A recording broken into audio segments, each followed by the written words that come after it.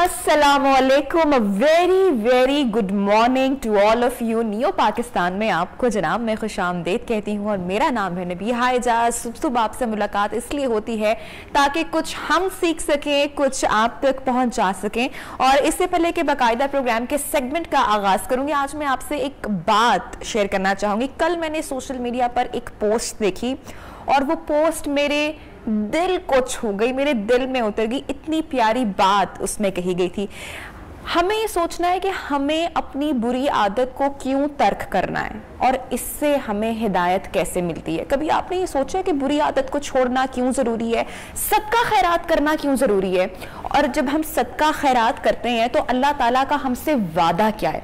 अल्लाह ताला का हमसे वादा ये है कि जब हम उसकी राह में कोई भी चीज़ खर्च करते हैं जो हमें प्यारी होती है तो अल्लाह उसको बढ़ाकर, कई गुना बढ़ाकर हमें वापस लौटाता है। ये अल्लाह ताला का इंसान से वादा है और यह हदीस में भी बात सामने आती है। कम से कम 10 गुना और ज़्यादा से ज़्यादा फिर उसकी रहमतें, उसकी बरकतें, उसकी नेमतें, उसकी तो कोई मिसाल ही नहीं है। उसका जितना जी चाहे वो उतना हमें वापस लौटाता है। आपने कभी सोचा कि हम जो बुरा काम करते हैं, जो हम हराम तरीके से कमाते हैं या कोई गलत काम करते हैं, गीबत करते हैं, चुगली करते हैं किसी की, उससे हमें क्या मिलता है? अगर कोई एक शख्स डाइटिंग पे है तो उसको अपना खाना चीट करके क्या मिलेगा? किसी दोस्त के साथ हम बैठे हैं, उससे किसी रिश्तेदार की बुराई करके या किसी और दोस्त की बुराई करके आपको या मुझे क्या मिलता है?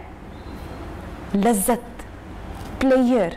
हमें लज्जत मिलती है, हमें मज़ा आता है, हमें प्लेजर मिलता है गलत काम करके। तो जब हम अल्लाह ताला के लिए ये सारी दुनियावी लज्जतें छोड़ेंगे जिसमें हमें मज़ा आता है, जिससे हमारे अंदर गिल्ट पैदा होता है, जब हम उसको तर्क करेंगे, जब हम अपने हराम काम करना छोड़ेंगे, तो आपने कभी सोचा है कि अल्लाह ताला फिर कितनी लज्जतें हमें कितने गुना बढ़ाकर वापस लौटाएगा? बहुत सारे ऐसे लोग हैं जो कहते हैं कि जब वो हराम तरीके से कुछ कमाते थे या कोई काम करते थे, दुनियावी सहूलतें हासिल करते थे, और जब उन्होंने सही रास्ता यानी कि हिदायत का रास्ता इख्तियार किया तो अल्लाह ताला ने वही माल या वही चीज़ उसको वापस लौटाई अपने बंदे को। तो ये आपने सोचना है, ये मैंने सोचना है कि हमने अपनी बुरी आदत को और जो दुनियावी लज्जतें हैं उनको हमने कैसे तर्क करना है और फिर देखें कि आपका रब आपको किस तरीके से वापस लौटाता है। चलिए जनाब, प्रोग्राम का बाकायदा आगाज करते हैं और आगे बढ़ते हैं।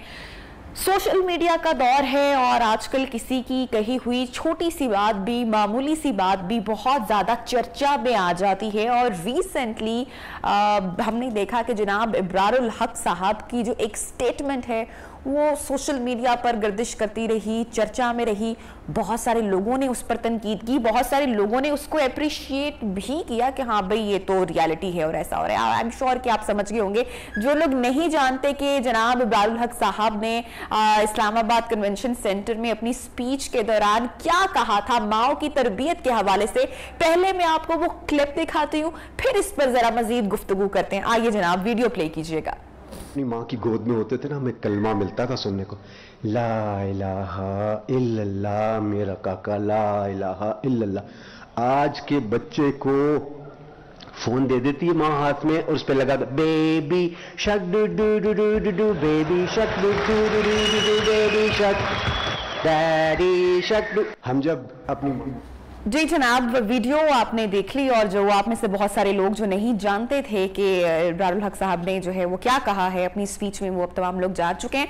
अच्छा जी, अब हमने देखा कि ये स्पीच का एक उनका हिस्सा, कुछ जुमले सोशल मीडिया पर ज़ेरे बहस रहे और ना सिर्फ आम लोगों ने इस पर तनकीद की या अप्रिशिएट किया, बल्कि जो हमारी मीडिया इंडस्ट्री के जो नामवर लोग हैं, नामवर सितारे हैं, वो भी जो है वो इस बहस में कूद पड़े और उन्होंने भी जो है इब्रारुल हक के इस स्टेटमेंट पर जो है वो कमेंट किया। जिनमें से अगर मैं बात करूं तो हमारे जो सुपर मॉडल नादिया हुसैन हैं, उन्होंने भी एक ट्वीट की, एक सोशल मीडिया पैगाम जारी किया और उनको जो है वो स्टेटमेंट पसंद नहीं आई कि माओं की तरबियत के हवाले से वो कहती कहती हैं कि जनाब इकबाल हक साहब, आप तो कलमा अपनी माँ की गोद में सुनते हुए पले बड़े, तो फिर आपने मजाजन और बिल्लो जैसे गाने फिर क्यों बनाए? और सारी एक बहरहाल वो एक ट्वीट थी, एक सोशल मीडिया पैगाम था जो नादिया अपनी सोशल मीडिया पर शेयर करती है। इसके साथ साथ जवाद अहमद हमारे पाकिस्तान की म्यूजिक इंडस्ट्री का एक जाना माना नाम, और उसके साथ आपको पता है कि सियासी सरगर्मियों में भी काफी वो हमें एक्टिव दिखाई देते हैं, उन्होंने भी खासी तनकीद की इसी स्टेटमेंट के ऊपर और काफी जो है वो गुस्से का इजहार किया, और सोशल मीडिया पर उन्होंने भी अपना एक डिटेल पैगाम जारी किया। ये आप इस वक्त देख सकते हैं जो ट्वीट में जवाद अहमद साहब कहते हैं। वो कह रहे हैं कि पाकिस्तान में घटिया और बेहुदा मौसीकी का आगाज हुआ और उससे अरबों रुपए कमाए गए, और उसके बाद अब मजहब याद आ रहा है। जनाब जवाद अहमद ये कहते हैं, साथ साथ कहते हैं जवाद अहमद के बहुत सारे मुनाफिक लोग हैं, मैं इन तमाम लोगों की असलियत जानता हूं और अच्छे तरीके से जानता हूं। उन्होंने कहा कि अगर माओं की लोरियों में फर्क होता तो फिर इस तरह के घिनौने किरदार हमारे माशरे में जन्म ना लेते। ये सारी बातें जनाब अपनी ट्वीट में कह रहे हैं। साथ जवाद अहमद ये भी कहते हैं कि आज ये मजहबी बातें करके, इस्लामी बातें करके जो है वो अपने आप को इस्लामी साबित कर रहे हैं। बहरहाल ये एक सोशल मीडिया पर खासी बहस चल रही थी। छोटी सी मेरे ख्याल से एक स्टेटमेंट थी, पॉजिटिव तरीके से भी इसको देखा जा सकता था, लेकिन हमने देखा कि चर्चा हुई इकबाल हक साहब की इस स्टेटमेंट की काफी। मैं चाहूंगी कि एक मरतबा आपको फिर से ये वीडियो दिखाऊं। मैं चाहूंगी उमर साहब जरा वीडियो आप एक मरतबा फिर से जरा प्ले करें। देती है माँ हाथ में। हम जब अपनी माँ की गोद में होते थे ना, हमें कलमा मिलता था सुनने को, ला इलाहा इल्लल्लाह मेरा काका, ला इलाहा इल्लल्लाह। आज के बच्चे को फोन दे देती है माँ हाथ में और उस पे लगा baby shark doo doo doo doo doo doo, baby shark doo doo doo doo doo, baby shark daddy shark doo. हम जब अपनी माँ की गोद में होते थे ना, हमें अब जनाब आपने फैसला करना है इस स्टेटमेंट में। आई एम श्योर कि आप भी अपने कमेंट्स, अपनी राय यकीनी तौर पर बना रहे होंगे। बहरहाल जो सुपर मॉडल नादिया हुसैन है उनकी भी स्टेटमेंट सामने आई, सोशल मीडिया पैगाम आया, तो हम नादिया से ही बात कर लेते हैं कि वो अपना जो उन्होंने सोशल मीडिया पैगाम जारी किया उसकी वजाहत वो कैसे करेंगी। अस्सलाम वालेकुम, good morning Nadia, I hope so कि आप ठीक ठाक हैं, अच्छी सेहत में हैं। क्या आपको एक पैगाम मौसूल हुआ? क्या आपको लगा जो इब्रारुल हक ने अपनी स्टेटमेंट कही? क्या ऐसा लग रहा है कि जो आजकल की माएं हैं वो क्या अपने बच्चों की तरबियत ठीक तरीके से नहीं कर पा रही हैं? जी हाँ जी, बिल्कुल यही मैसेज जो है वो मिला है, और इसी पे जो है वो मुझे भी बड़ा एतराज था उनके इस मैसेज पे, और वो भी उन्होंने इतने मजाकिया तौर पे अगर बात की तो ये मजाक नहीं है, क्योंकि उन्होंने काफ़ी एक टेक्नोलॉजी जो माएँ यूज़ कर रही हैं, ये सिर्फ बेबी शार्क के बारे में नहीं है, this is about technology, the use of technology. और जो माएँ हैं वो टेक्नोलॉजी को यूज़ करते हुए जो है वो अपने बच्चों की जो परवरिश कर रही हैं उसके खिलाफ बात की जा रही है, और उन माओं को जो है वो जज किया जा रहा है कि वो माएँ जो है वो सही तरबियत नहीं कर रही हैं। एंड वेर इज अगर कंपेयर किया जाए लाइक पुरानी जो उन्होंने कहा कि जी जो पुराने वक्त की माएँ हैं उन्होंने जिस तरीके से तरबियत की, तो इस तरीके से फिर मैंने भी एक सवाल उठाया कि जी अगर तरबियत लाइक थी और अगर कलमे से तरबियत शुरू हुई तो फिर कलमे तक जो है वो ये सफर कैसे तय हुआ कि जी अब जो है वो आपने भी, इवन दो कि उन्होंने अब्रार भाई ने बहुत अच्छे काम किए हैं मोस्ट सर्टेनली, और मैं उनके गाने भी अप्रिशिएट करती आई हूँ, और हम सब उनके गानों पे हमें उनके गानों पे बहुत अच्छा महसूस भी होता है। लेकिन अगर वो इस तरीके से जो है वो आजकल की माओं को जो है उनके ऊपर उंगली उठाएंगे तो फिर मैं आजकल की माँ हूँ, बल्कि उनकी अपनी वाइफ भी जो है वो आजकल की मदर है, नादिया, तो कैसे जो है वो इस तरीके से उंगली उठा सकते? मुझे आपसे पूछना है, और ये आप एक माँ हैं और मैं भी एक माँ हूँ, मेरी भी बेटी है और मैं भी उसकी तरबियत करने में किसी तरह की कमी नहीं लाने देती हूँ। अच्छा, मेरे जहन में हमेशा एक सवाल आता है, कभी कोई उल्मा मिले, कभी कोई स्कॉलर मेरे सामने अगर हो तो मैं उनसे भी ये बात करती हूँ कि जब भी बच्चे की तरबियत की बात होती है तो हमेशा मां को क्यों ब्लेम किया जाता है, बाप का किरदार क्यों माइनस कर दिया जाता है, जबकि हमारे दीन में तो जब बच्चे की तरबियत की बात आती है तो लफ्ज वालिदैन का जिक्र है, तो हम हमेशा हर बात पे मां को ही क्यों ब्लेम कर देते हैं? बिल्कुल जी, ये भी एक बहुत बहुत बहुत इंपॉर्टेंट पहलू है हमारी सोसाइटी में जो है वो माओं को खास तौर पे अगर वाइफ्स को देखा जाए, जो कि मैं एक कुछ अरसे से या लाइक ऑलमोस्ट लाइक एक हफ्ते से अपने सोशल मीडिया पे इस चीज के बारे में भी बात कर रही हूँ कि जी जो वाइफ्स हैं उनको क्या काम करना फर्ज है कि नहीं है, लेकिन हमारे यहाँ जो है वो जो अमूमन जो औरतें होती हैं उनको ग्लोरीफाइड स्लेव्स बना के घर में ला दिया जाता है और उस तरीके से जो है वो सारे घर के काम भी करें, हर एक को जो है वो प्लीज भी करें, हर एक की जो है वो ख्वाहिशों को पूरा करें, चाहे घर वाले हों चाहे उनका चाहे जो भी हो, वो सारी चीजें उनको पूरी करनी पड़ती हैं और घर का भी उनको काम करना पड़ता है, और अगर वो घर से बाहर काम कर रही हैं वो भी उनको करना पड़ता है, उसके बाद घर आके काम करते हैं। तो इसमें जो है वो फिर अगेन बच्चों की परवरिश का जो है वो फिर टाइम कहाँ रह जाता है। तो ये एक बहुत इंपॉर्टेंट पहलू और वो भी जो है वो थमा दिया जाता है माओं के ऊपर कि आपको सारे काम करने के बाद जो है वो आपको बच्चों की परवरिश भी करनी है। तो जाहिर है इसके अंदर जो है वो कैसे जो है वो माँ ऐसी तरबियत कर सकती है कि जहां पे उसके ऊपर इतना मेंटल प्रेशर है, इतना मेंटल बोझ है इस चीज का कि वो कैसे सही तरीके से तरबियत कर सकती है। और यहाँ मैं एक और इम्पॉर्टेंट एक एस्पेक्ट को मेंशन करना चाहूंगी कि बहुत से लोगों ने इस चीज के बारे में बोला कि जी उन्होंने तो बहुत लाइट हार्टेड किस्म की बात कही, तो ठीक है मैं भी कह सकती हूं कि जी मेरी जो बात थी वो बहुत लाइट हार्टेड थी, तो उसको इतना सीरियसली ना लिया जाए। लेकिन जाहिर है क्योंकि मैं एक औरत हूं, मैंने जो है वो एक आदमी पे शायद उंगली उठाई तो मैं बुरी बनी, उन्होंने क्योंकि वो एक आदमी है उन्होंने औरतों के ऊपर उंगली उठाई तो वो बुरे नहीं बने। चले ठीक है वो भी मान लिया कि जी कोई इतना मसला नहीं है। लेकिन एक और जहां पे पहलू आता है वो पहलू है कि जी अगर लोगों ने कहा कि जी जो उन्होंने बड़े होकर जो उनकी चॉइसेस थी वो उन्होंने काम किए, तो ठीक है बिल्कुल ये बात सही है कि जी उन्होंने अपनी चॉइस के हिसाब से जो गाने गाए, जो भी उन्होंने किया और लोगों को एंटरटेन किया, वो उनकी अपनी मर्जी थी। लेकिन यहाँ पे फिर मैं एक सवाल पूछूंगी कि बचपन की आपकी जो तरबियत होती है वर्सेस जो आप बड़े होते हैं, वो अडल्टहुड की जो आपकी चॉइसेस होती हैं वो आपकी अपनी चॉइसेस होती हैं। तो यहाँ पे जो है वो हम सवाल किस चीज पे उठाए, हम जो है वो माओं की तरबियत जो कि एक टेक्नोलॉजी बेस्ड तरबियत है वो शी यूजेस, और बाय द वे इसके अंदर रिलीजन को प्लीज इंक्लूड मत करें बिकॉज हम सब पाकिस्तान में मुसलमान हैं, यहाँ पे हिंदू भी और क्रिश्चियन भी जो है ना वो आपको सलाम करते हैं और वो माशाल्लाह अल्हम्दुलिल्लाह बोलते हैं क्योंकि ये हमारा कल्चर है, ये हमारा रिलीजन है।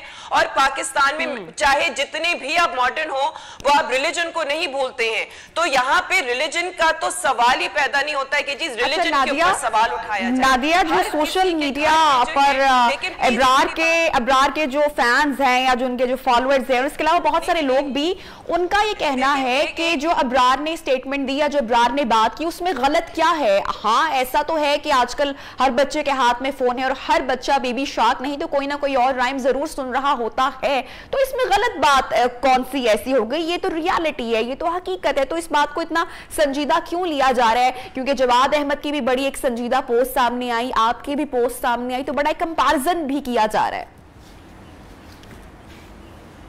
देखिए यही बात है, यही जो सवाल जो सीरियसनेस है इसके, उन्होंने जो है वो माओं को जो टेक्नोलॉजी इस्तेमाल करती हैं उनकी तरबियत के ऊपर उन्होंने एक सवाल उठाया है। ठीक है, अब इसी तरीके से अगर हम अब्रार भाई की चॉइसेस के ऊपर बात करें कि उन्होंने बड़े होकर उनकी बचपन में क्या तरबियत थी, ठीक है उनकी बचपन कलमे से तरबियत की गई, हम सब के बचपन में जो है वो कलमे से तरबियत की जाती है, तो बड़े होकर उन्होंने अपनी चॉइसेस के मुताबिक जो है वो उन्होंने गाने बनाए, उन्होंने लोगों को एंटरटेन किया, हम सब उनके गानों से एंटरटेन हुए और हम सबको उनके गाने पसंद भी हैं। अब यहाँ पे एक जो बहुत इंपॉर्टेंट पहलू मैं लाना चाहती हूँ वो ये है कि अगर हम बचपन की तरबियत को और अडल्टहुड की चॉइसेस को डिफरेंशिएट कर सकते हैं, तो फिर यहाँ पे जो है वो माओं की तरबियत के ऊपर क्यों फिर सवाल उठाया जाता है वर्सेस कि इसके ऊपर सवाल क्यों नहीं उठाया जाता कि जी जो यूज ऑफ टेक्नोलॉजी अडल्ट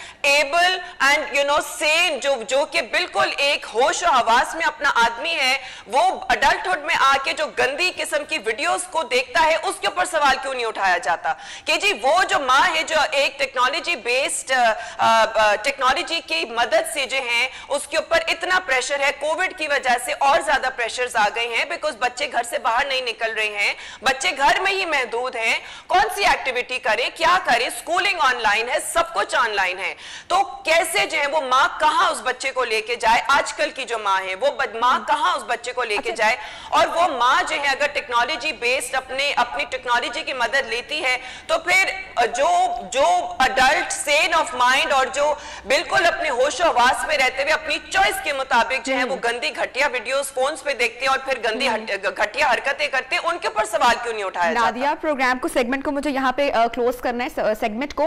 उससे पहले मैं पूछना आपसे ये चाहूंगी, कमेंट आपका लाजमी लेना चाहूंगी। सोशल मीडिया पर गुज़श्ता दिनों मैंने जो आपकी पोस्ट देखी जहां पर आप शौहर और बीवी की जिम्मेदारी के हवाले से काम कर रही हैं, उस पर भी आपको खासा तनकीद का सामना करना पड़ा, उस हवाले से आप हेटर्स को क्या कहना चाहेंगी? देखिए, इसके अंदर मेरा बिल्कुल भी कोई इसके अंदर मैं कहूंगी आर्ग्यूमेंट नहीं है कि बीवियां जो हैं वो अपने हस्बैंड्स के लिए काम करती हैं, बिल्कुल काम करती हैं, लेकिन अगर उनको फोर्सफुली काम करवाया जाए, जैसे कि मैंने पहले भी कहा, ग्लोरीफाइड जो हैं वो उनको मेड्स और ग्लोरीफाइड स्लेव्स बना दिया जाता है। शादी जो है वो मकसद यही होती है कि जी औरत जो है वो आके सारे घर के काम करेगी, तो यहाँ पे मुझे जो है वो मसला था। मोस्ट सर्टेनली औरतें जो है वो काम करती हैं, अपने घर की जीनत बनना चाहती हैं, अपने मियाँ के लिए वो सारा कुछ करना चाहती है, प्यार और मोहब्बत में और शौक से करना चाहती हैं, क्योंकि उनको भी मोहब्बत दी जाती है। लेकिन अगर उनके ऊपर जोर जबरदस्ती जबर किया जाएगा तो फिर वो एक्सेप्टेबल नहीं है, और वहां पे औरत को अपना स्टैंड लेना जरूरी है।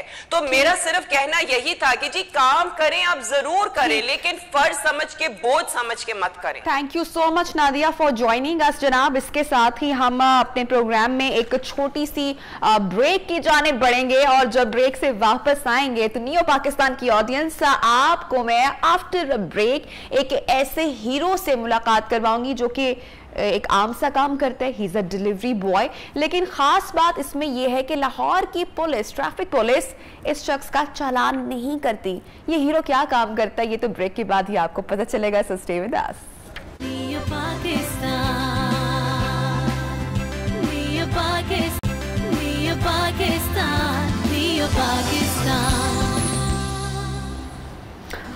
वेलकम बैक जनाब, वंस अगेन गुड मॉर्निंग इन नियो पाकिस्तान। आपको खुशामदीद कहते हैं प्रोग्राम में। और जैसे कि ब्रेक से पहले मैं आपको बताकर गई थी कि मैं एक हीरो से आपकी मुलाकात करवाने जा रही हूँ, और ये वो शख्स हैं जब ये जाते हैं अपने काम के लिए तो लाहौर की जो ट्रैफिक पुलिस है वो इनको चालान के लिए हरगिज़ नहीं रोकती है। इनका नाम है एरिक परवेज़। और आपने हमेशा नाज़रीन बचपन में एक मिसाल सुनी होगी ना, हिम्मत मर्दा मदद खुदा, जो लोग अपनी मदद खुद करते हैं अल्लाह ताला जो है फिर उनका आसरा बनते हैं, फिर अल्लाह ताला उनकी मदद के लिए पहुंच जाते हैं। तो एरिक परवेज भी ऐसे तमाम लोगों के लिए मिसाल हैं जो अपनी किसी भी जिस्मानी कमजोरी को अपनी जहनी कमजोरी बनने नहीं देते हैं। और कोई भी कमजोरी मैं आपको बताऊं वो जिस्मानी नहीं होती है, इंसान हमेशा जहनी तौर पर मफलूज होता है। ताहम मैं अप्रिशिएट करती हूँ, सलाम पेश करती हूँ एरिक को कि वो हमारे साथ आज मौजूद हैं और काम कर रहे हैं मुसलसल। एक हादसा पेश आया था एरिक के साथ बचपन में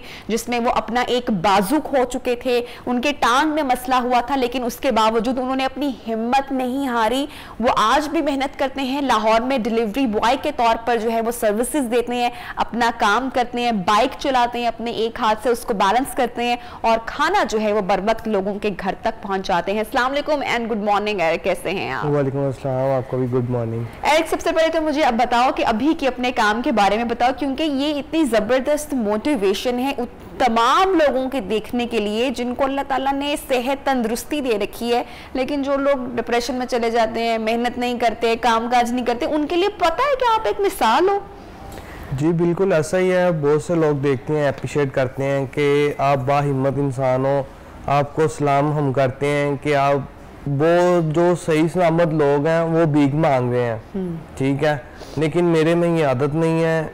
मेरे में ये आदत है कि मेरे जब बच्चे स्कूल जाएंगे, जब उनसे बच्चे पूछेंगे कि आपके पापा क्या करते हैं, तो मेरे बच्चे आगे से क्या जवाब देंगे कि वो भीख मांगते हैं।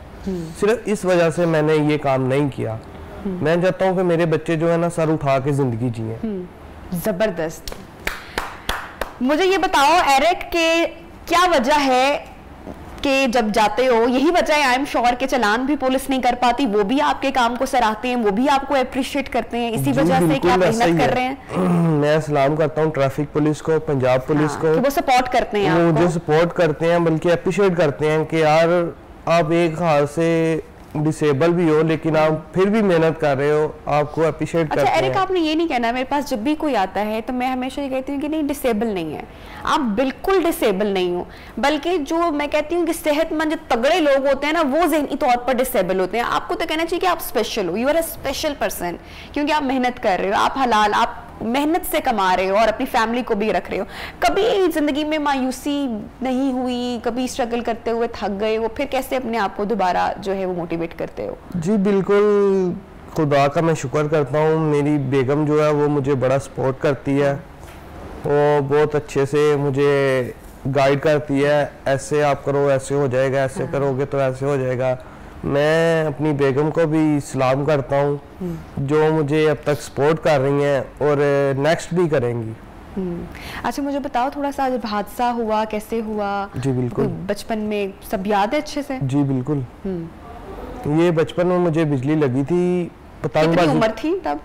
पतंगबाजी के दौरान। पतंगबाजी के दौरान, ठीक है, तो छत के साथ ही ट्रांसफार्मर की तारें थी। हाँ। तो 4-5 बच्चे हम खेल रहे थे। अच्छा। तो मैं गुड्डी आई है, मैं वो पकड़ने गया था, तो शरारत से किसी ने धक्का दे दिया मुझे, तो मैंने अपनी बचत के लिए तार को पकड़ा कि मैं छत से नीचे ना गिरूं, पर मुझे नहीं पता था कि वो हाई वोल्टेज ट्रांसफार्मर की तारें हैं। मैंने अपनी बचत के लिए उसको पकड़ा, तो उसने जो है ना मुझे अपनी तरफ ही खींच लिया करंट ने। और क्या उम्र थी तब, याद है? ये मेरी 5 साल की उम्र, 5-6 साल के करीब उम्र थी। तो उस वजह से मेरा जो बाजू है ना सारा डेड हो चुका था। तो जब सारा ब्लड उसने मेरा सक कर लिया था, फिर उसने मुझे नीचे फेंका था। जब नीचे फेंका तो मेरे ये घुटने की जो चपनी है ना ये टूट गई थी। तो इसलिए चलने में भी दिक्कत होती है? इसके चलने में भी दिक्कत है। बाएं जानिब जो मेरी लेफ्ट साइड की टांग है वो बड़ी है और राइट की जो है ना वो छोटी है। अच्छा मुझे बताओ एरिक, इससे पहले अभी तो आप डिलीवरी बॉय का काम कर रहे हो, कितने अर्से से कर रहे हो? ये मुझे 4-5 साल हो गए। 4-5 साल हो गए। उससे पहले क्या करने की कोशिश करते रहे? जी बिल्कुल, मैंने काफी जगह पे अप्लाई किया लेकिन कोई रिस्पांस नहीं आता था कि आप क्या करोगे एक हाथ से। नौकरी तलाशने में मुश्किल सामना करना पड़ा उसका? जी बिल्कुल, मैं अक्सर लोगों के पास जाता था कि मुझे जॉब चाहिए। मैं 1 साल फ्री रहा हूँ, ठीक है, जॉब की तलाश। लोगों का रवैया कैसा रहता था नौकरी देते वक्त? बस लोग कहते थे कि आप कैसे मैनेज करोगे, एक हाथ से आप क्या करोगे। लेकिन मैं उनको मैसेज ये देना चाहता हूँ कि आपके सामने मैं बैठा हूँ, आज किस मुकाम पे हूँ, ये मैं शुक्र करता हूँ अपने खुदा का। लेकिन मैं यहाँ पर आप जिस भी अभी जगह पर काम कर रहे हो, जिस भी इदारे के साथ हो और जहाँ पे आपकी नौकरी है, मैं वहाँ पर भी उनको अप्रिशिएट करना चाहूंगी कि उनका आपको सपोर्ट है और उन्होंने ही डरते दिल रखते हुए, वरना लोग हमारे यहाँ इतना ज्यादा, मैं आपको बताऊं कि हम इतना बेहिस हो चुके हुए हैं, शायद हमारा माशरा इतनी बेहिसी में जा चुका है कि हम दूसरे के गम को, उसके दर्द को, उसके एहसास को हम समझना ही नहीं चाहते हैं। Eric, thank you so much कि आपने टाइम निकाला, आप यहाँ पर आए और इतने सारे लोगों के लिए आप मिसाल हो, इतने सारे लोगों के लिए आप इंस्पिरेशन हो, जो लोग मायूसी का शिकार हो जाते हैं, जो लोग मेहनत नहीं करते, जो लोग ठोकर खाने के बाद गिर जाते हैं, दोबारा उठ नहीं पाते। तो एरिक, आप उन तमाम लोगों के लिए एक एग्जाम्पल हो। जनाब, इस वक्त हम प्रोग्राम में लेंगे एक छोटी सी ब्रेक, लेकिन भाई प्रोग्राम का इख्तिताम नहीं हुआ है, प्रोग्राम में आगे भी बहुत कुछ है। एक छोटी सी ब्रेक के बाद मिलते हैं, स्टे विद अस।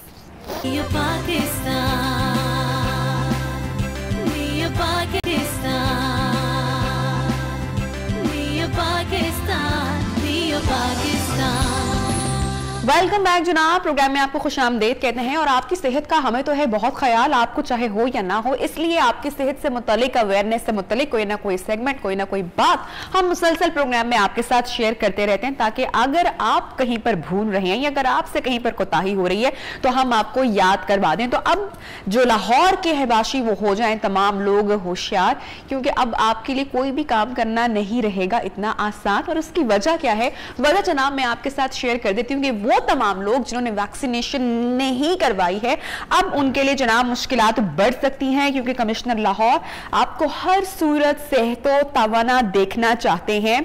फिर चाहे बस अड्डे हों या फिर मार्केट्स हों या फिर शॉपिंग मॉल्स हों या कोई रेस्टोरेंट्स हों या कोई भी जगह हो, अब सख्त पाबंदियों का इतलाक होगा। कोरोना वैक्सीनेशन सर्टिफिकेट के बगैर कोई भी काम करना निहायत ही मुश्किल होगा। क्या फैसला किया जा रहा है, जो नई सख्त पाबंदियां होंगी, उसके हवाले से जो कमिश्नर लाहौर कैप्टन मोहम्मद उस्मान हैं, उनका क्या कहना है, हम सब कुछ जानेंगे हमारे न्यूज रिपोर्टर आमिर सलामत से। आमिर सलामत बताएगा, कमिश्नर लाहौर कैप्टन मोहम्मद उस्मान ने किन नए एसओपीज का ऐलान किया है? जी बिल्कुल नबीहा, अब बड़ा मुश्किल होने वाला है, क्योंकि कोरोना वैक्सीनेशन के हवाले से बड़ी कैंपेन चली। पंजाब गवर्नमेंट हो, जिला इंतजामिया हो, कमिश्नर लाहौर हो और सिविल सोसाइटी ने भी हिस्सा लिया कि कोरोना वैक्सीनेशन जरूर करवाएं। मगर नबीहा अब मुश्किलात बढ़ने वाली हैं, क्योंकि अब ऐलान किया गया था कि 30 अगस्त के बाद जो है वैक्सीनेशन का जो अमल है, जिन्होंने नहीं करवाया उनको सर्विसेज नहीं दी जाएंगी। उनको मार्केट्स में जाने के लिए खास तौर पर जो पेट्रोल पंप्स हैं वहां पर पेट्रोल नहीं दिया जाएगा, क्योंकि अब स्टैंडीज हमने देखी हैं, बैनर्स आवेजा हो गए हैं। हमने देखे हैं कि उन्होंने लिख दिया है कि 1 सितंबर से आपको पेट्रोल कोरोना वैक्सीनेशन सर्टिफिकेट के बगैर नहीं दिया जाएगा। मगर नबिया यहाँ पर एक बात बड़ी अजीब है, जिस तरह से हेलमेट पे पाबंदी लगाई गई थी, तो पेट्रोल पंप मालकान ने कुछ दिन बाद एक हेलमेट वहां पर रख दिया था। जिसके पास नहीं होता था उसको सहूलत देते थे कि हेलमेट पहन ले और पेट्रोल डलवा ले, कहीं कैमराज में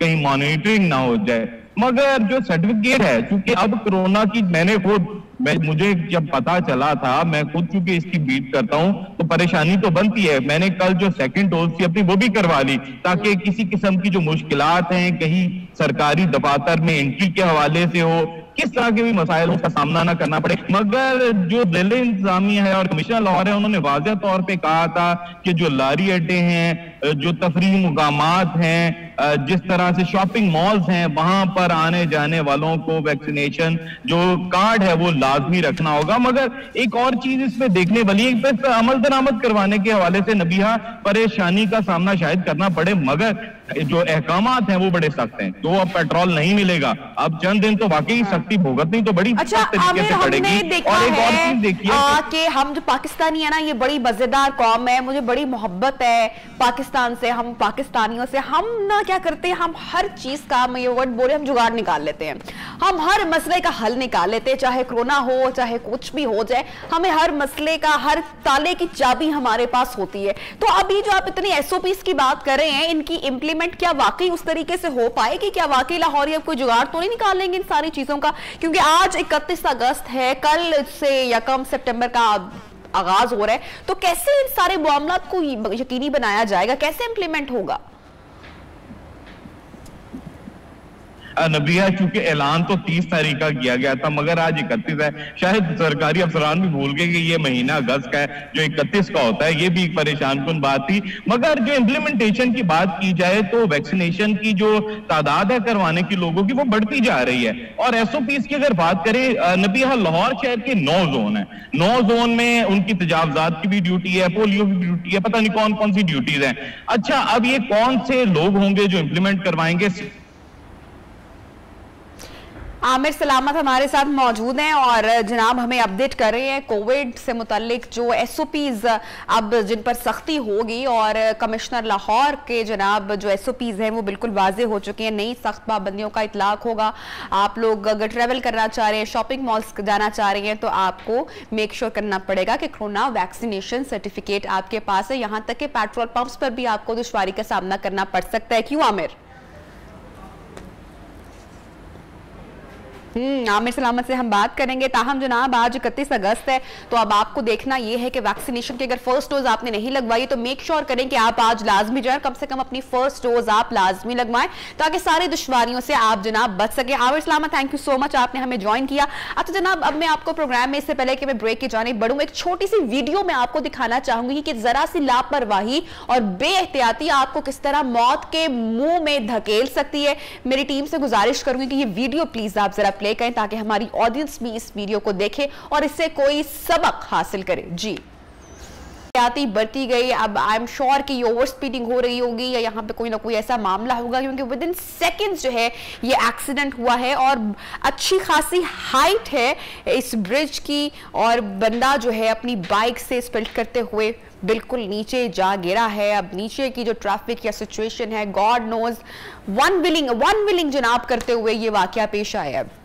अब आप देखेंगे कितने वन विलिंग के ऐसे वाकयात जो हैं हम देखते हैं कि शहर में होते हैं, और मैं दुआएं मांग रही हूँ टाइम उन लोगों के लिए, उन बच्चों के लिए, उन माओं के लिए कि अल्लाह इन माओं की जो गोद है वो सलामत रखना।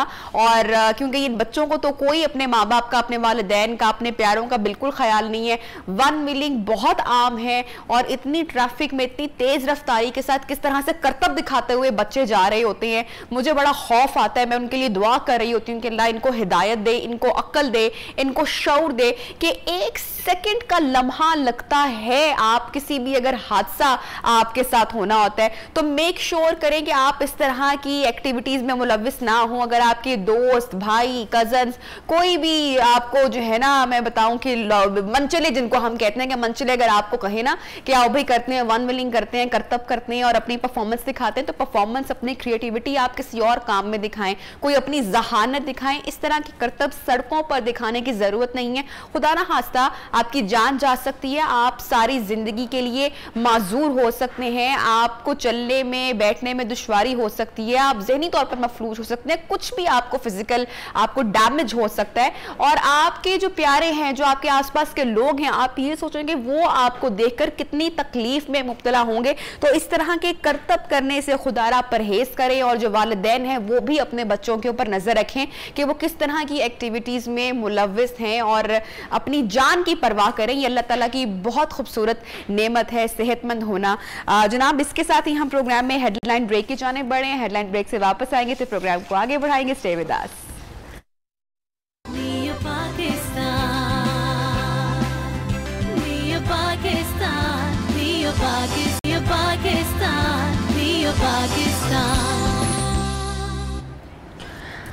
वेलकम बैक जनाब। प्रोग्राम में आपको एक मर्तबा फिर से खुशामदीद कहते हैं और सलाम उन तमाम लोगों को जिन्होंने हमें अभी 11 बजे ज्वाइन किया है। सोशल मीडिया पर हमारे जो एक्टर्स होते हैं, हमारे जितनी भी एक्ट्रेसेस होती हैं, मॉडल्स होते हैं, उनके बड़े चर्चे होते हैं कि वो कहाँ जा रहे हैं, वो क्या कर रहे हैं, वो किन एक्टर्स के साथ गेट टुगेदर कर रहे हैं, वो कहाँ खाना खा रहे हैं, क्या पसंद करते हैं, किस तरह का लिबास पहनना पसंद करते हैं, उनकी फैमिली में कौन है, उनका घर कैसा दिखता है, ये सारी बातों की चर्चा रहती है। इंस्टाग्राम पर हमारे रोज कुछ ना कुछ नया देखते रहते हैं और ऐसे में फिर जो है वो तमाम चीजें वायरल होती हैं। तो जनाब, सोशल मीडिया पर रिसेंटली हमारी पाकिस्तानी मीडिया इंडस्ट्री का एक चेहरा, बड़ा ही प्यारा चेहरा, बड़ा ही एक डॉल फेस, सनम चौधरी, आप तमाम लोग जानते हैं, उन्होंने बहुत सारे ड्रामों में भी काम किया, इसके अलावा मॉडलिंग भी करती रही है, एक्टिंग भी करती रही है। अब उन्होंने बाकायदा इस चीज की अनाउंसमेंट की है कि उनका शोबिस के साथ कोई ताल्लुक नहीं है। इंस्टाग्राम अकाउंट से अपनी तमाम तस्वीर डिलीट कर चुकी हैं और ये कहती हैं कि मैंने इस्लाम का जो पाथ है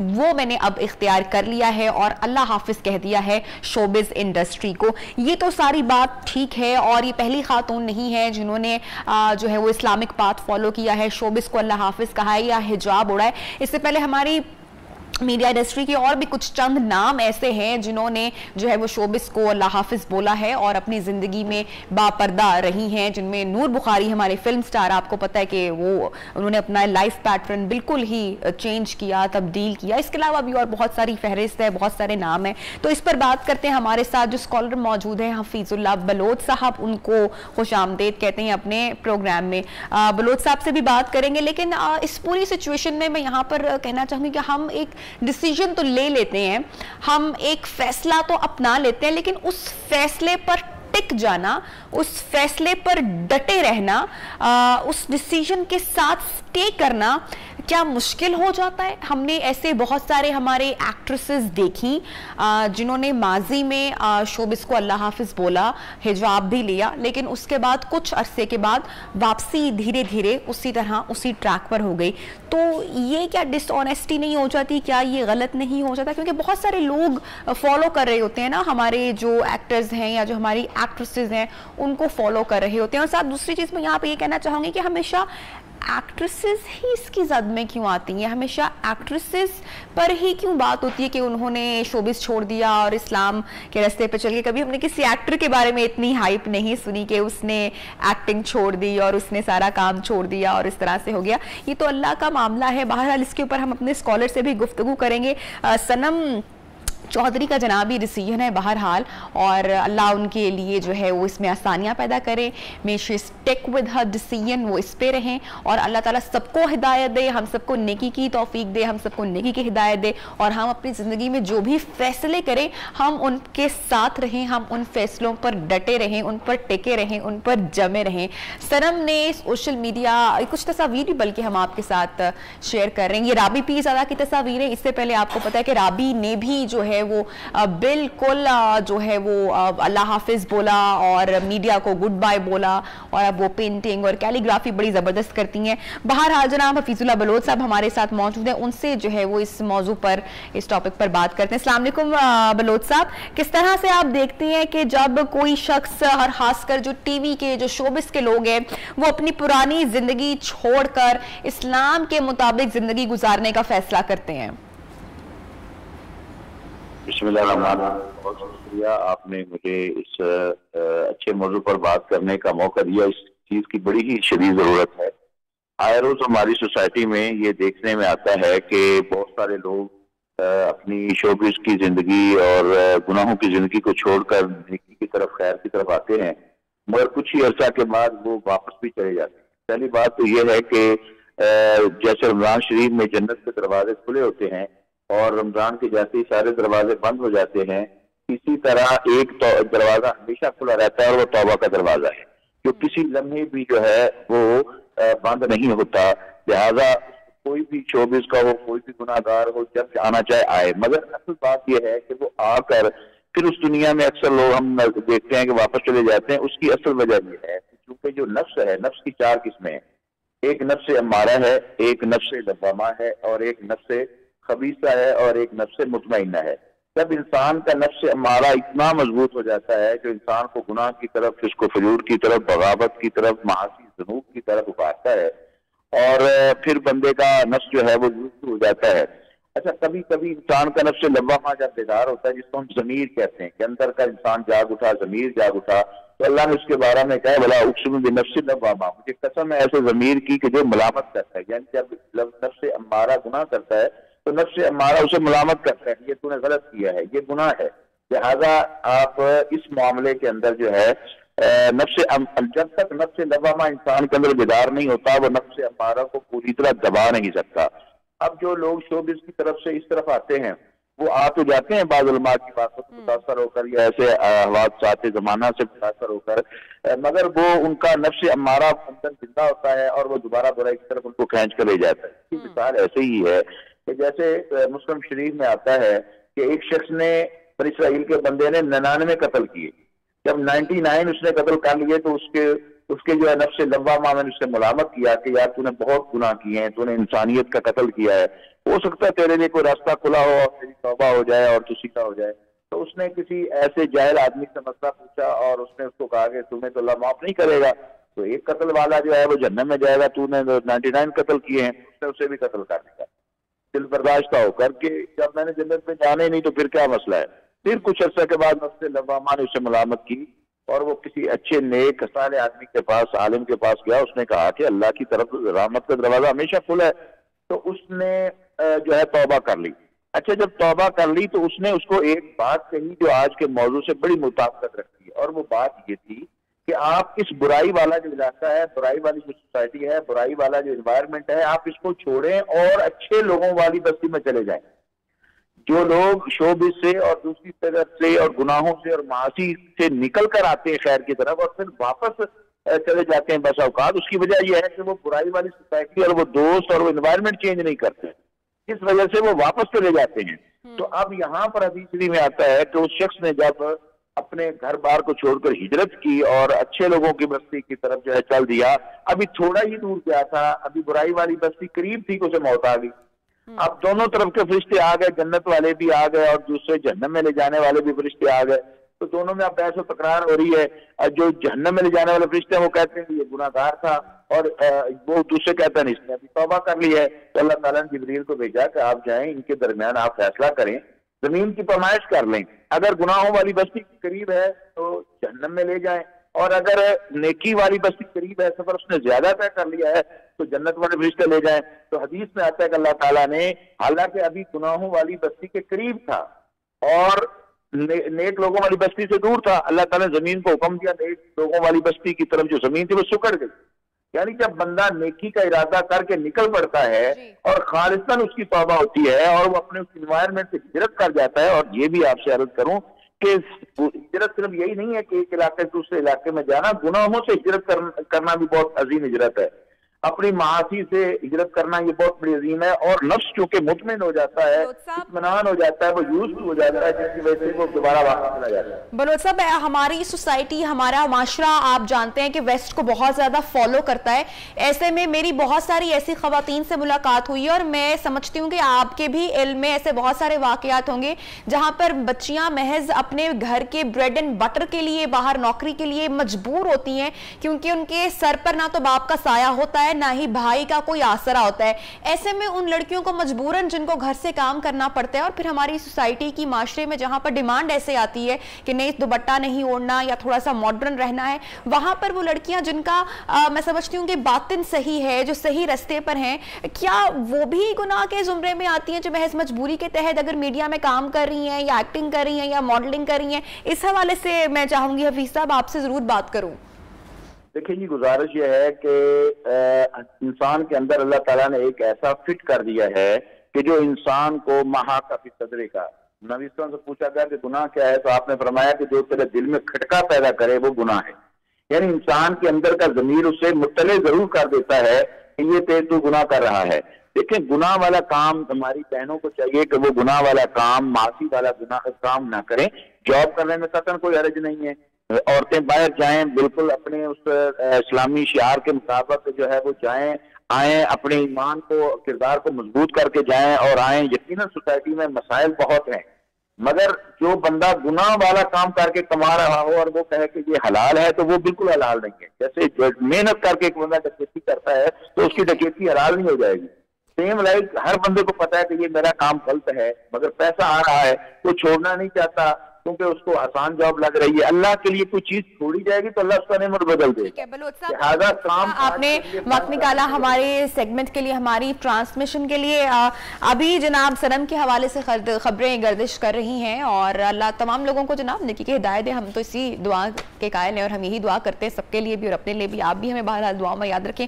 छोटी सी ब्रेक के जाने बढ़े, जब ब्रेक से वापस आएंगे तो पाकिस्तान की बड़ी जबरदस्त सुरीली फनकारा से आपकी मुलाकात कराएंगे। और रिसेंटली जनाब उन्होंने पाकिस्तान का जो सर है वो फख्र से बुलंद कर दिया है और हॉलीवुड में से अवार्ड लेकर पाकिस्तान जनाब ये लेकर आई हैं। इनके कारनामे आजकल बड़ी चर्चा में है। ब्रेक पे जा रहे हैं, जब ब्रेक से वापस आएंगे तो इनसे आपकी मुलाकात करवाएंगे। Stay with us.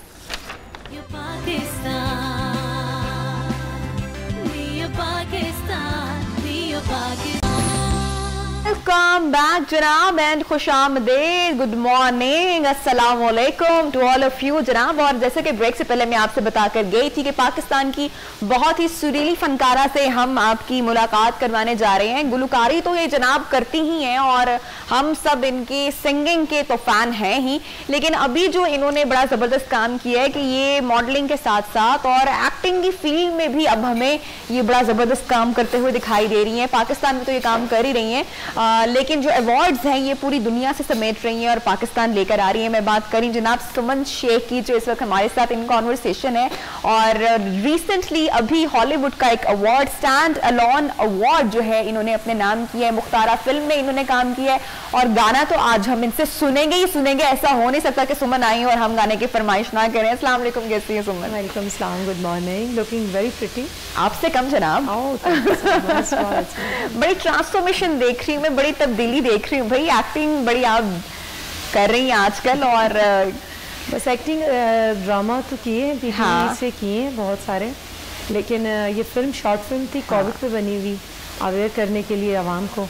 तो ये नहीं पता था कि सिलेक्ट हो जाएगी, और सिलेक्ट के बाद नॉमिनेशन में आएगी। भी कोई थोड़ी बहुत कोई फहरिस्त नहीं थी, कितनी मूवीज में से सिलेक्ट हुई है? ये 18 से ज्यादा, 1800 से ज्यादा मूवीज जो थी पूरी दुनिया से आई थी। 1800 से ज्यादा जी, उनमें से अवार्ड मिला है। उनमें से ये सिलेक्ट हुई थी 550 फिल्में, जिसमें से नॉमिनेट हुई थी 84 फिल्म्स। अच्छा, 84 फिल्म्स, 84 फिल्म्स में से ये बेस्ट कोविड मूवी का अवार्ड मिला है। इसके डायरेक्टर एंड प्रोड्यूसर हैं साहिब अहमद, बहुत अच्छे दोस्त हैं। तो मेरे पास आए, उन्होंने कहा सुमन मैं फिल्म कर रहा हूँ। मैंने कहा ऑल द बेस्ट, कब कर रहे हो? कहते कल कर रहा हूँ। मैंने कहा चलो अच्छी बात है। तो कहते कल आ जाना। मैंने कहा मैंने क्या करना है आगे? कहते क्योंकि तुम ही कर रही हो। अच्छा, और मैं वो देख रही हूँ दोस्त हैं, तो मैंने कहा ठीक है, सारा फिर शेयर किया, सारी स्टोरी लाइन वगैरह कुछ बताया। बस ये छोटी सी फिल्म है, 16.5 मिनट की ये फिल्म है, और बहुत अच्छी टीम ने काम किया और बहुत सारे दोस्त। इसमें हम 5 करैक्टर हैं, लेकिन मेन पे मैं और अहमद। सुमन वैसे ज्यादा क्या एंजॉय करती हूँ, सिंगिंग को या ज्यादा जो है वो एक्टिंग को ज्यादा एंजॉय किया? सिंगिंग तो आपकी माशाल्लाह ऑब्वियसली सिंगिंग तो मेरा पैशन है। हाँ। और एक्टिंग का भी बहुत शौक था, लेकिन ये हमने एक मैसेज अपने आवाम के लिए, हमने अपने पाकिस्तान की रिप्रेजेंटेशन के लिए हमने ये मैसेज किया था। अच्छा, when you were doing film और जब वो सारा शूट हो रहा था, तो तब आइडिया था कि इसको अवार्ड मिलेगा या बिल्कुल भी सराहा जाएगा या पसंद किया जाएगा? बिल्कुल भी नहीं आइडिया था। ये गई वहाँ पे, फिल्म फेस्टिवल हुआ लॉस एंजलिस में, तो वहाँ पर इसको भेजा, और जब ये सिलेक्शन में आई है तो अभी हमारी खुशी थी, हमारे लिए वही बहुत था। और जब ये अवार्ड नॉमिनेशन में आई है तो हमने कहा बस हमारा गोल हमने अचीव कर लिया। लेकिन जब 14 अगस्त को हमें कॉल रात 3 बजे आई है कि आपकी फिल्म को फर्स्ट अवार्ड मिला है, तो आप यकीन करें मैं तो फ़ौरन से पहले सजदे में और रोने लग गई। मुझे यकीन नहीं आया कि ये हमें इतना बड़ा एजाज़ मिला है। क्या मैसेज पैगाम गया थ्रू दिस मूवी, असल में ये मुख्तारा एक कॉमन मैन, जो भटके हुए लोग हैं, जैसे कि अभी भी लोग हमारे मानते ही नहीं कि कोविड है या नहीं है। हाँ। हमारे घरों में अक्सर एक आध तो ऐसा ज़रूर होता है, बहन भाई या वालिद साहब या वालदा, कोई बात नहीं, अल्लाह दिया रखा, सब ठीक हो जाएगा। तो अल्लाह की ही रखें, अल्लाह ताला अपनी ज़ुबान में रखे। अल्लाह ताला ही दुख भी देता है आजमाने के लिए, तो मेडिकल की तरफ जाना चाहिए। तो मैंने तो यही मैसेज दिया हमने सब ने कि जो मेडिकल साइंस है, आखिर वो हमारे लिए इतना वर्क कर रही है, कोई भी हमारे पे मुसीबत आती है, वबा आती है, तो हमारे मेडिकेशन करनी चाहिए हमें। तो अभी भी मैं सबसे और Suman I guess this is the high time कि जब हम कमर्शियल ड्रामाज या मूवीज से निकलकर हम इस तरह की मूवीज़ या हम इस तरह के ड्रामाज या शॉर्ट डॉक्यूमेंट्रीज हम बनाएं जिसके थ्रू सोसाइटी में कोई एक अच्छा पैगाम जाता है, जिससे किसी की अगर अवेयरनेस हो पाती है या कोई कुछ उससे सीख पाता है। I think it's the high time कि हम इस बारे में सोचना चाहिए। और हमें जितनी भी यूथ है जो नए काम करने वाले हैं, मेरी तो गवर्नमेंट से भी और बहुत सारे जो इन्वेस्टर्स हैं उनकी, कि आप नया काम करवाएं। फिल्म को बहाल होना चाहिए। फिल्म के साथ बहुत सारी इंडस्ट्रीज जुड़ी हैं, हमारा लाइफस्टाइल फिल्म के साथ जुड़ा है, क्या पहनना है, क्या ओढ़ना है, कैसा हमने चलना है, टोटल जो फिल्म के साथ सारे जो बिजनेस को बहुत ग्रूम मिलेगा। फैब्रिक को ले लें, जूतों को ले लें, लाइफस्टाइल देख लें, मजदूरों को, बहुत जो पुअर तबका है उनकी भी रोज़ी लग जाएगी, बहुत सारी यानी कि मईशत हम बेहतर कर सकते हैं। और फिल्म की बात हो, जहाँ पर आपने दूसरी इंडस्ट्रीज़ की बात की है, वहाँ पर हमारी म्यूज़िक इंडस्ट्री भी है। तो जहाँ पर फिल्म होती है, फिल्म में गाना होता है और उस गाने के पीछे बहुत सारे लोग होते हैं, बहुत सारा टैलेंट होता है, और सुमन मौजूद है, तो हम गाना ना सुने, फिल्म की बात हो रही है, सिंगिंग की बात हो रही है, ऐसा हो नहीं सकता। सुमन तो क्या सुनाओगी? जी, मेरा अभी ईद पर एक गाना रिलीज़ हुआ, हुक्म, जिसके बहुत अच्छी टीम ने मेरे साथ काम किया है। मोहम्मद राना ने मेरे साथ लीड काम किया और इसको बहुत पजीराई मिली। फोक सॉन्ग है लेकिन बड़ा पसंद किया। चलें जी, म्यूजिक। भाई किसके हुक्म की आज इनकी ताबेदारी हो रही है आजकल सुमन? हुक्म की ताबेदारी किसी की भी नहीं, एक खूबसूरत सॉन्ग, खूबसूरत शायरी, ये हमारे बहुत ही अच्छे सिंगर हुर अब्बास की ये कॉम्पोजिशन है। आबिद साहब जो फैसलाबाद वाले हैं उन्होंने ये लिखा है और बहुत सब लोगों की मेहनत है और वीडियो में भी टीम की बहुत सारी मेहनत है, ऑडियो रिकॉर्ड करने में भी सारी टीम की मेहनत है। ज़बरदस्त। अपनी पब्लिक के लिए एक है जो अपने प्यारों की मानते हैं, ये उन्हीं का हुक्म। भाई हुक्म तो आपका रिलीज हो चुका और उसके अलावा अवार्ड भी आप ले आए हॉलीवुड से, अब फ्यूचर में क्या करने के इरादे हैं? जी अभी मेरा एक बहुत खूबसूरत एक गाना सूफ़ी सॉन्ग, सूफ़ी सॉन्ग रिकॉर्ड कर रहे हैं जिसके लिए हम लोग अच्छी कास्ट से बात कर रहे हैं। अच्छा। बहुत सारी उसकी वीडियो के लिए, ऑडियो के लिए भी बहुत अच्छे म्यूजिशियंस का अरेंजमेंट किया है और एक बहुत ही खूबसूरत चीज़ सुफियाना कलाम अभी आगे आने वाला है। जी बहुत बड़ा, और इंशाल्लाह वो मे भी किसी फिल्म में भी आए। ज़बरदस्त। तो इसके साथ साथ जनाब आई होप सो कि हम आपको जो है वो दोबारा देखेंगे, टीवी की स्क्रीन पर भी देखेंगे, मूवीज भी आप करती रहेंगी with some great and good messages. Thank you so much Suman, आपने हमें ज्वाइन किया। और भाई किचन से आ रही है बड़ी ज़बरदस्त सी खुशबू, क्या बनने वाला है बताऊंगी आपको ब्रेक के बाद।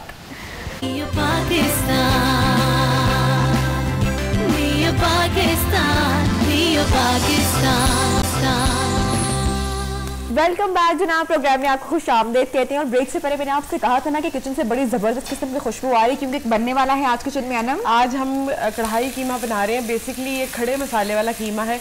इसमें मसाले जो होंगे हमारे जैसे प्याज, टमाटर, हरी मिर्च, सब आपको साबत साबत अंदर नज़र आएगा। बिल्कुल उसका वो कहते हैं ना ग्रेवी बनाकर हम उसमें नहीं डालेंगे। तो जैसे कि नबीहा जो है ब्रेक में हम काम पे लगे थे, मैं तो उससे भी पहले लग गई थी काम पर।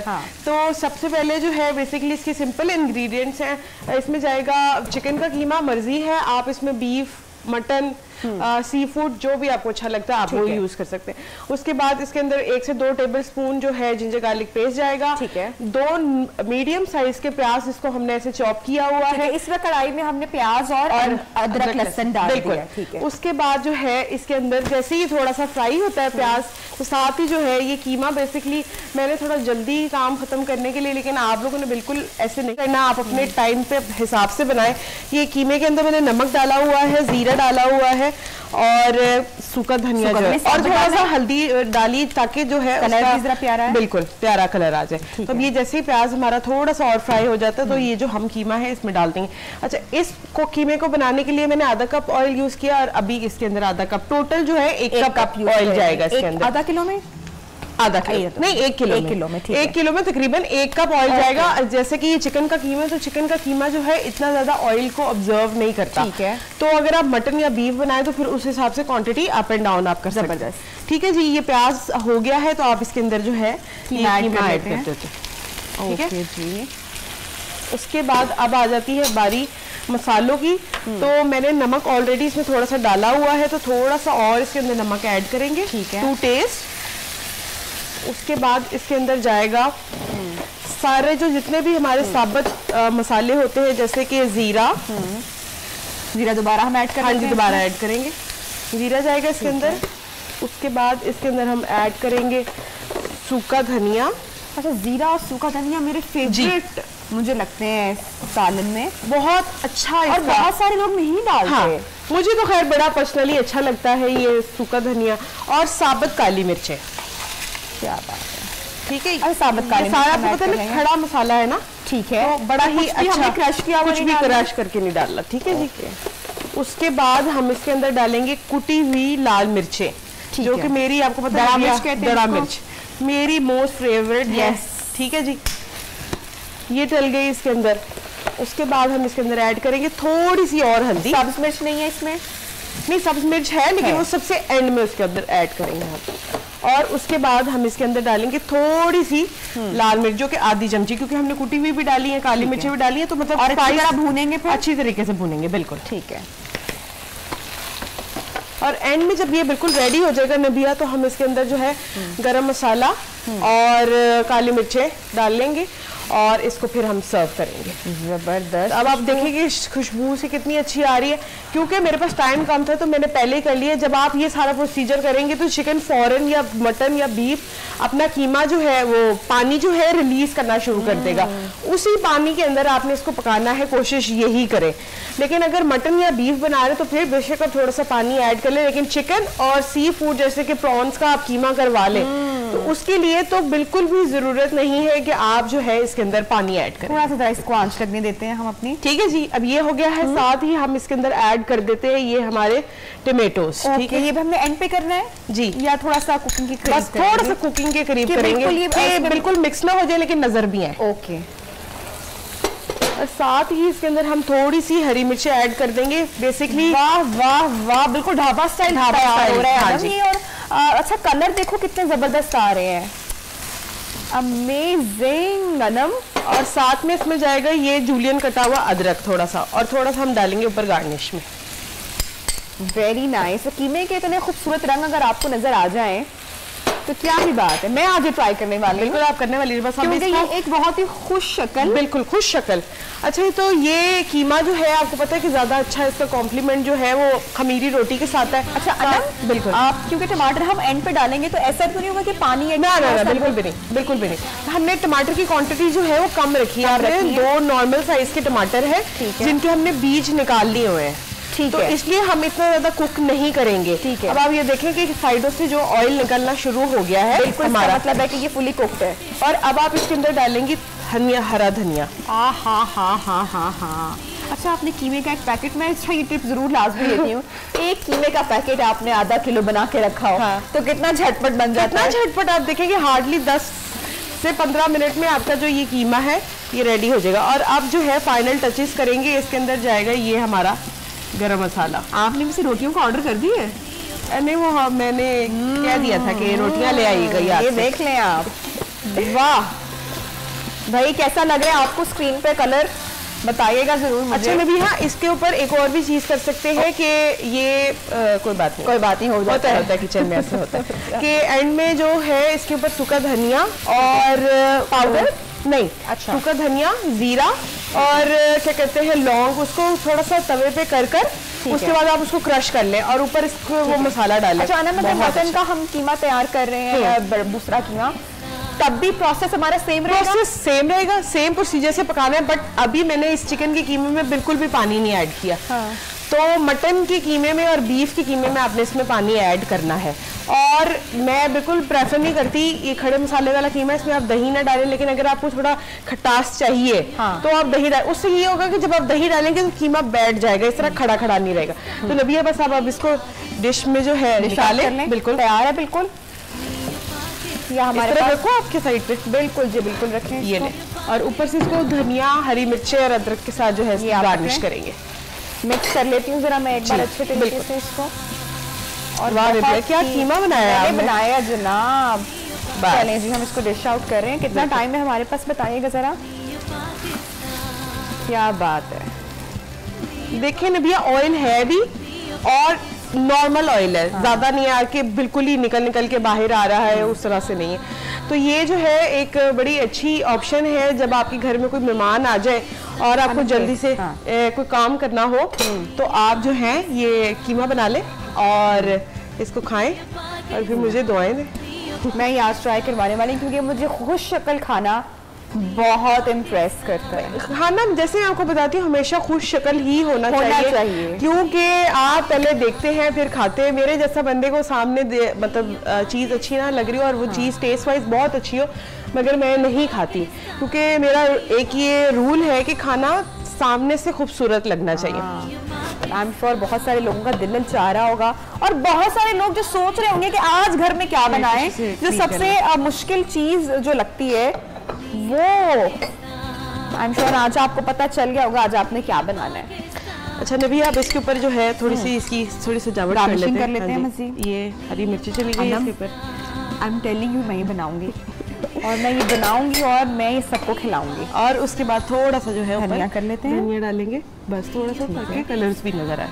अच्छा प्रेजेंटेशन अच्छी हो ना तो भाई सब कुछ अच्छा लगता है। मैंने थोड़ा सा कीमा यहाँ पर छोड़ दिया है हमारे लिए, तो भाई आप इसको नान के साथ सर्व करें, बिल्कुल रोटी के साथ करें। रायता इसके साथ कंप्लीट मील है, रोटी, बिल्कुल खमीरी रोटी बेस्ट। अच्छा रेसिपी शेयर कर दें हमारी ऑडियंस के साथ जी। अच्छा जी, सिंपल 1 कप ऑयल था, उसके अंदर मैं आपको डायरेक्टली बता रही हूँ। 1 कप ऑयल था, उसके अंदर जिंजर गार्लिक को सौते करना है, उसके बाद आपने उसमें प्याज को फ्राई करना है। जैसे ही प्याज थोड़ा सा फ्राई होना स्टार्ट हो जाएगा, आपने कीमा ऐड कर देना है। अच्छी तरीके से कीमे की भुनाई करनी है, सारे मसाले ऐड करने हैं, जैसे कि नमक, लाल मिर्च, कुटी हुई लाल मिर्च, जीरा, सूखा धनिया, हल्दी, ये सब डालकर अच्छी तरीके से आपने कीमे की भुनाई करनी है। भुनाई करने के बाद आपने उसके अंदर टमाटर ऐड कर देना। टमाटर ऐड करके 3 से 4 मिनट आपने पकाना है। अगर आप बीफ या मटन का कीमा बना रहे हैं तो टमाटर डालने से पहले आपने पानी डाल के अच्छी तरीके से जो है उसको पका लेना है और फिर टमाटर ऐड करना है। टमाटर ऐड करने के बाद हरी मिर्चें ऐड की है, अदरक ऐड किया, धनिया ऐड किया और एंड में गरम मसाला तैयार है आपका। जबरदस्त, थैंक यू अनम, मैं ये जरूर ट्राई करने वाली हूँ और जनाब आप भी जरूर ट्राई कीजिएगा, फीडबैक भी दीजिएगा। कल मिलेंगे आपके साथ नए प्रोग्राम और नई रेसिपी के साथ। बहुत सारा ख्याल रखिए, अल्लाह हाफिज।